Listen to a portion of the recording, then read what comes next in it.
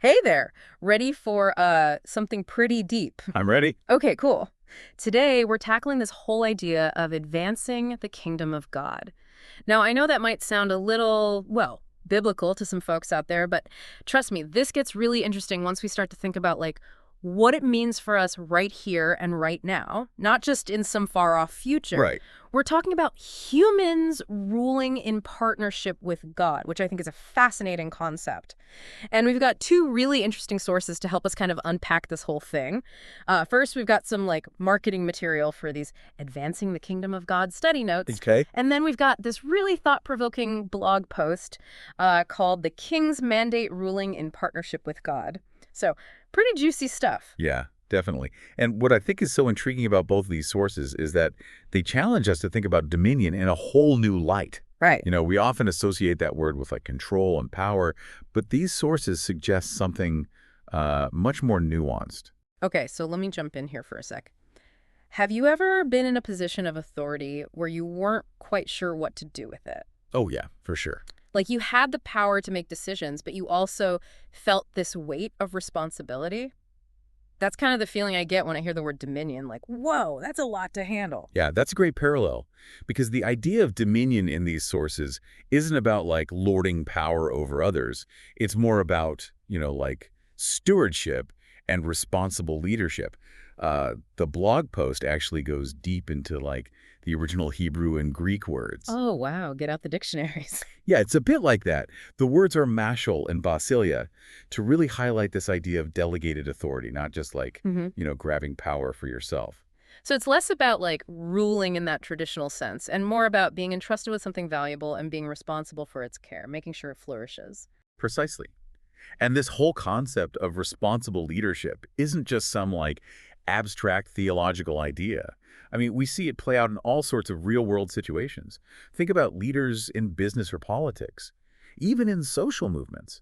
The ones who truly make a positive impact are the ones who use their influence to empower others, not the ones who just try to grab power for themselves. It's like that old saying, with great power comes great responsibility. Absolutely. Yeah. And, one of the most compelling examples of this idea of responsible stewardship comes from, well, a story that might be familiar to some people, the parable of the talents in the Bible.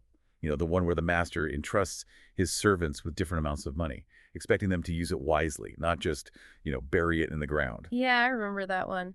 But isn't that parable usually interpreted as being about, using your talents to the fullest? Oh, definitely. Like what you're good at? Yeah. So how does that tie into this whole concept of dominion? Well, it goes deeper than just using your talents. The parable really emphasizes that the master isn't looking for servants who simply hoard their resources or just play it safe. He wants them to be active, to multiply what they've been given, to make a real impact. And in a way, that's exactly what this idea of ruling in partnership with God is all about. Taking what we've been given, our talents, our resources, our influence, and using them to make a positive difference in the world. It's about collaboration, not just control. So it's not about just sitting back and waiting for things to happen. Yeah. We're supposed to be actively participating and shaping the world around us. I like that. Absolutely. And I think that's a really exciting takeaway from all of this because it means that, we all have the potential to play a part in advancing this idea of God's kingdom, which, by the way, is something we should probably define a little bit more. What exactly does that phrase mean to you? Like when you hear God's kingdom, what pops into your mind? Honestly, when I hear God's kingdom, I kind of picture this far off, heavenly realm, which isn't super helpful when we're trying to figure out what I'm supposed to be doing today. I can see that. Yeah. What about you? What does that mean to you? Well, you're definitely not alone in that image. Mm. But these sources suggest that God's kingdom isn't just some distant place or, future event. It's something that can be experienced right now in the here and now. Okay, so it's more of a state of being, a way of life. Exactly. But how do we actually bring that way of life into a world that often feels so chaotic and divided? That's the big question, isn't it? Yeah. And that's where this whole concept of partnership really comes into play. Okay, but how do we even begin to wrap our heads around that? What does a partnership with God even look like in practice? I mean, is there an instruction manual for this kind of thing? Well, that's where the Advancing the Kingdom of God study notes and that blog post we mentioned really shine, I think. They actually offer some surprisingly practical insights. Okay, now we're talking. Give me the juicy stuff. What are some real-world ways that we can partner with God to bring about this kingdom into our everyday lives? Well, for starters, both sources really highlight the importance of stewardship. Stewardship. Okay, so like being careful with our money and stuff. That's definitely part of it, but it goes much deeper than that.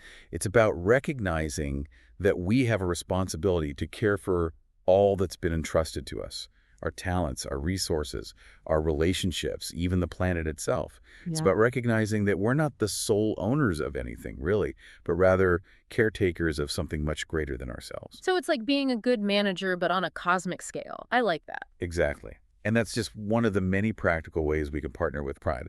Another key idea that emerges from both sources is this concept of influencing with integrity. Hmm. Influencing with integrity. Yeah. That's an interesting one. In a world where it feels like everyone's trying to sell us something or get us to do something, how do we influence others in a way that's, truly authentic and aligned with, well, God's values? That's a great question. And it's a question that we'll definitely want to explore further. And luckily, both of our sources offer some really compelling examples to illustrate how this idea of influencing with integrity can actually play out in the real world. Okay, now you've really piqued my curiosity. What kind of stories are we talking about here? Examples from like history or... Well, one of the most fascinating examples comes from the Old Testament, actually. Hmm. It's the story of Joseph. Hmm. You know, the guy Yeah. who was sold into slavery by his brothers but ended up saving Egypt from famine. Oh, yeah, I remember that one. The coat of many colors. That's him. But how does that story connect to this whole influencing with integrity thing? It seems like he was mostly just reacting to whatever crazy situation he was thrown into. That's what's so remarkable about his story, though. Even though he was facing incredible challenges and injustices, Joseph never compromised his values. He used his intelligence, his strategic thinking, and his unwavering faith to navigate complex power dynamics and ultimately make a positive impact on an entire nation. So even when he was at his lowest point, he was still somehow living out this concept of partnership with God. That's pretty inspiring. It is, and it shows that this idea of dominion isn't limited to people in positions of obvious authority. You know, it's about making the most of whatever influence we have wherever we are and using it for good. Okay, I'm starting to see how this all fits together, but I'm also starting to realize that this whole partnership with God thing is a lot more complex and a lot more challenging than I initially thought. You're absolutely right. It's not a simple formula or a one-size-fits-all solution. It's a lifelong journey of learning, growing, and discovering what it truly means to live out our faith in a way that reflects God's character and values. So it's less about following a set of rules and more about cultivating a certain way of being in the world. That's a great way to put it. And that's where those study notes you mentioned earlier might be really helpful. They promise to break down these complex ideas and offer some practical guidance for actually applying them to our everyday lives. Okay, I'm definitely intrigued. But before we jump into the nuts and bolts of how to actually do this whole partnership with God thing, let's take a step back and really try to define what we even mean by God's kingdom. Because if we're talking about advancing it, we need to know what it is we're actually aiming for, right? You're right, that's crucial, and it's a question that each of us has to grapple with on a personal level. Because ultimately, how we define God's kingdom is going to shape how we live our lives. So where do we even begin to define something as big as God's kingdom? It feels like trying to fit the ocean into a teacup. Yeah, it's definitely a concept that stretches our imagination. But maybe instead of trying to define it in like absolute terms, we could think about the qualities or characteristics we might associate with God's kingdom. Okay, that makes sense. So what kind of qualities come to mind for you? Well, one that immediately jumps out from both of our sources is this idea of justice. You know, a world where things are fair, where everyone is treated with dignity and respect, regardless of their background or circumstances. That feels like a pretty essential element of God's kingdom, don't you think? Absolutely. And I think that connects really well with the concept of dominion as stewardship that we talked about earlier. If we're called to be responsible caretakers of all that's been entrusted to us, then working towards a more just and equitable world seems like a pretty core part of that responsibility. Right. It's not just about managing resources. It's about using our influence and our actions to create a world that reflects God's heart for justice and compassion. Speaking of compassion, that's another quality that feels pretty central to this whole idea of God's kingdom. Absolutely. A world where people genuinely care for one another, where there's empathy and understanding even across differences. That feels like a pretty essential ingredient in this kingdom we're trying to envision. And it makes me wonder if maybe compassion is the key to unlocking that whole influencing with integrity thing we were talking about earlier. Like maybe it's not about forcing our ideas on others, but rather about leading with empathy and understanding. That's a really insightful connection. Because, true influence isn't about manipulation or control. It's about inspiring others through genuine care and connection. Think about the leaders throughout history who have truly made a difference in the world. People like Martin Luther King Jr. or Mother Teresa. They didn't achieve their goals through like force or coercion. They inspired millions through their unwavering commitment to love and compassion. That's such a powerful point. It makes me think about how we often equate leadership with like dominance or assertiveness, but maybe true leadership is actually rooted in something much softer, in compassion and empathy. And that brings us back to this idea of ruling in partnership with God. Maybe it's not about imposing our will on the world, but rather about aligning ourselves with a higher purpose, with a vision for a world that reflects God's love and compassion. And maybe that alignment happens through cultivating those same qualities within ourselves.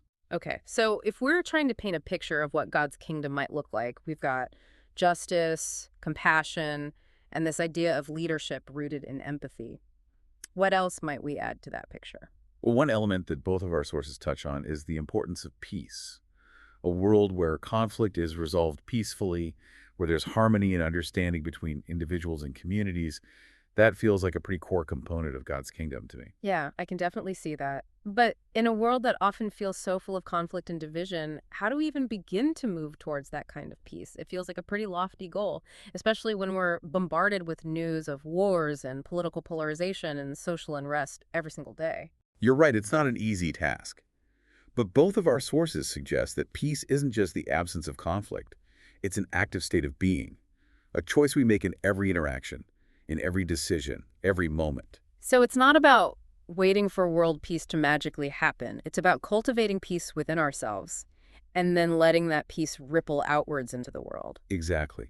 And maybe that's where that idea of dominion as responsible stewardship comes in again. Maybe it's about taking responsibility for our own thoughts, words, and actions, and choosing peace even in the face of conflict or disagreement.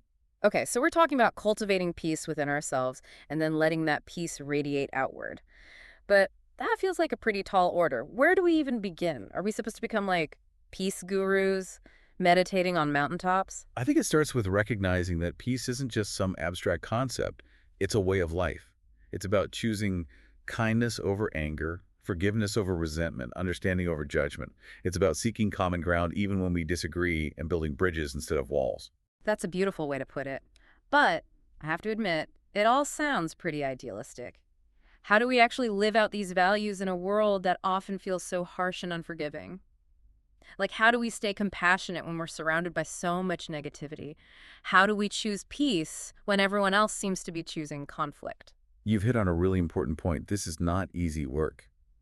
And that's where that concept of partnership with God becomes so crucial. We're not meant to do this alone. So it's like having a divine teammate, someone who's always cheering us on, giving us the strength to keep going even when it gets tough. Exactly. And that's where the Advancing the Kingdom of God study notes and that blog post offer some really valuable insights. They talk about the importance of prayer, of seeking guidance and support from a higher power, and of finding strength and encouragement in community with others who share similar values. Okay, so we're not just supposed to grit our teeth and white knuckle our way through this. We can actually ask for help and lean on others for support. Absolutely. And that's where the concept of community becomes such a vital part of this whole journey. Community. So it's not just about our individual efforts. We can actually work together to create a more peaceful and compassionate world. That's a core message that emerges from both of our sources. They both highlight the importance of finding like-minded individuals, of sharing our experiences and our struggles, and of supporting each other as we strive to live out these values in the real world. So it's like having a network of people who are all on the same mission, all striving to advance this vision of God's kingdom in their own unique ways. Exactly. And that's where the study notes really stand out, because they offer a way to connect with others who are exploring these same ideas. They promise to provide a framework for understanding this concept of partnership with God and for putting it into practice in our everyday lives. They even include testimonials from people who have already embarked on this journey, which can be incredibly encouraging and inspiring. Okay, I'm definitely starting to see how these study notes could be really valuable, especially for someone who's just beginning to explore these ideas. But before we dive too deep into the specifics of the study notes, I want to circle back to this concept of dominion, because I think it's something that a lot of people might struggle with. I agree. It's a word that carries a lot of baggage. What specifically comes to mind for you? Well, I think in today's world, with all the conversations about power dynamics and social justice, the idea of dominion can feel pretty uncomfortable. It can sound a lot like domination, which, let's face it, has caused a lot of harm throughout history. That's a really valid point, and it's something that both of our sources acknowledge. They emphasize that true dominion, the kind of dominion that aligns with God's heart, is never about control or coercion. It's about service, about using our influence to empower others, and about creating a world where everyone can flourish. So it's kind of flipping the script on how we usually think about power. Instead of using power to get ahead or to benefit ourselves, we're called to use it to uplift others and to create a more just and equitable world. That's a great way to put it. And, one of the most powerful examples of this kind of upside-down power dynamic comes from a story in the Bible, the story of Esther. Oh, yeah. The one where she becomes queen and saves her people from genocide. I remember loving that story as a kid. It's a really compelling example of how dominion can manifest even when you're not the one in charge. Esther wasn't a ruler in the traditional sense, but she used her position and her influence to protect the vulnerable and to speak truth to power. So it's like that saying, be the change you want to see in the world. We don't have to wait for someone else to fix things or to create a better world. We can start right where we are with whatever influence we have and make a difference. Exactly. And that's what's so exciting about this concept of advancing God's kingdom. It's not about waiting for some far-off future event.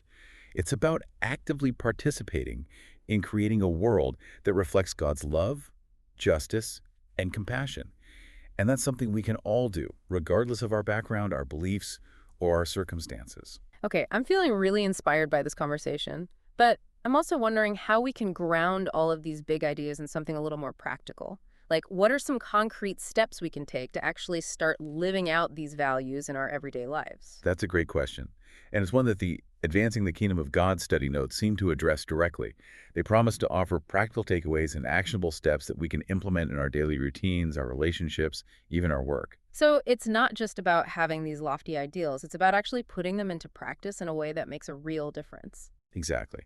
And I think that's where the testimonials included in the study notes can be so valuable. It's one thing to hear about these concepts in theory, but it's another thing entirely to hear from real people who are actually living them out. It can be incredibly motivating and encouraging to see how others are putting their faith into action and making a positive impact on the world around them. Okay, I'm definitely intrigued.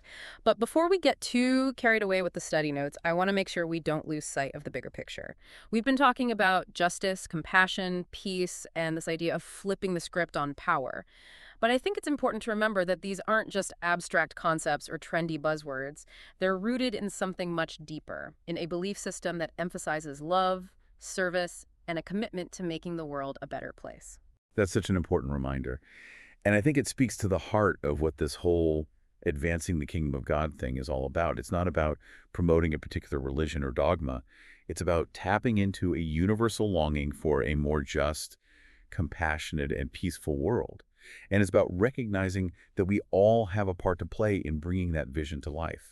Okay, so we've laid out a pretty expansive vision of what God's kingdom might look like. We've talked about justice, compassion, peace, and this idea of leading with empathy and using our influence to empower others.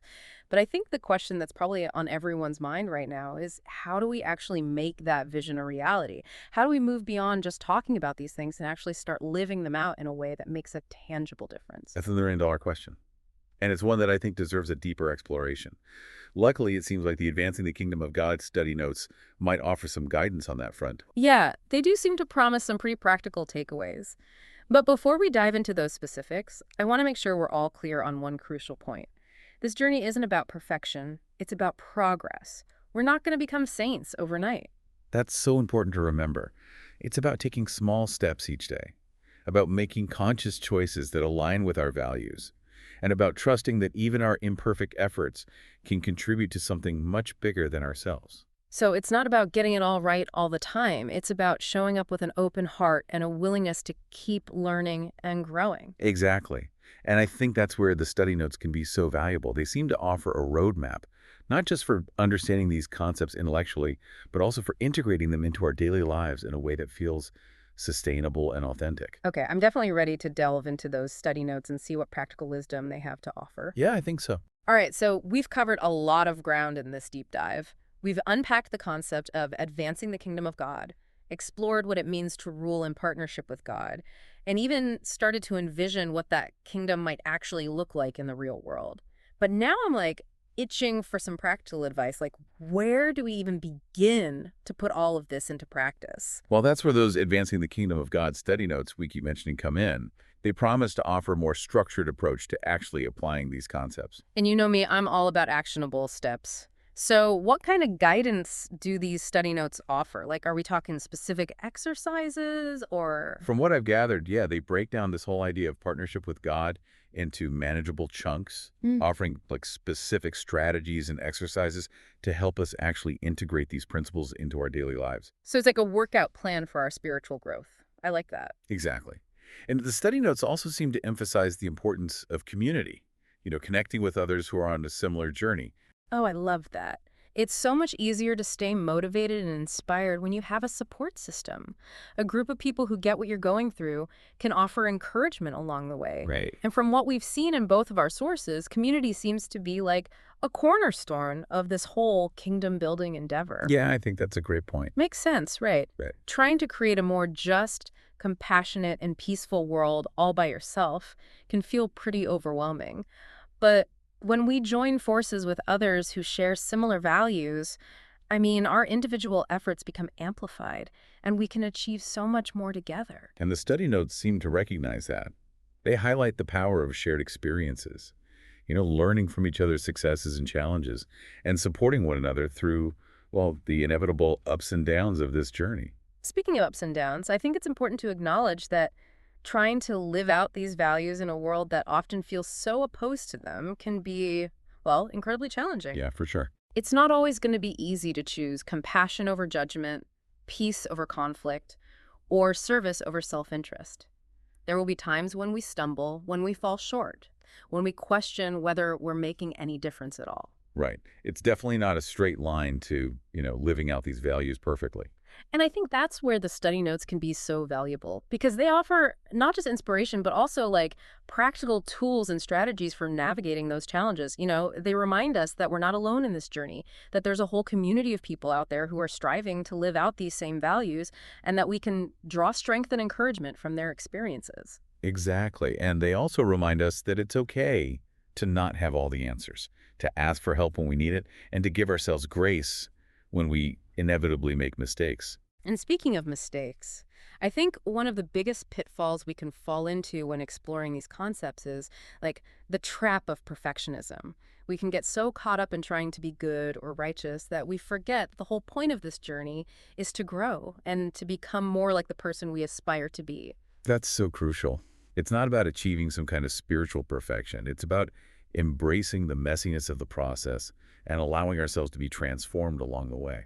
So it's less about striving for some unattainable ideal and more about showing up each day with an open heart, a willingness to learn, and a commitment to keep moving forward even when we stumble. Exactly. And, one of the things that really stood out to me in both of our sources was the emphasis on action. It's not enough to just think about these concepts or to talk about them. We actually have to put them into practice in our daily lives. Okay, so let's get down to brass tacks here. Mm-hmm. What are some like concrete actions we can take starting today to start living out these principles? Well, one suggestion that comes up repeatedly in both the study notes and the blog post is the importance of small, consistent actions. It's not about making like grand gestures or trying to change the world overnight. It's about incorporating these values into our daily routines and interactions. So it's like the saying, little by little, a little becomes a lot. Exactly. And it can be as simple as, choosing kindness over impatience in our interactions with others, being mindful of our impact on the environment, or using our talents and resources to support causes we believe in. And I think it's important to remember that those small actions, when multiplied across a community of people, can have a ripple effect that extends like far beyond our immediate sphere of influence. Absolutely. And the study notes seem to offer a lot of practical guidance on how to find those opportunities for positive action, whether it's through, volunteering, advocacy, or simply making more conscious choices in our everyday lives. Okay, I'm starting to see how these study notes can be a really valuable resource for anyone who's feeling called to explore this idea of advancing the kingdom of God and to put these principles into practice. But as we wrap up this deep dive, I want to leave our listeners with one final thought. This journey, while challenging, is also incredibly rewarding. I couldn't agree more.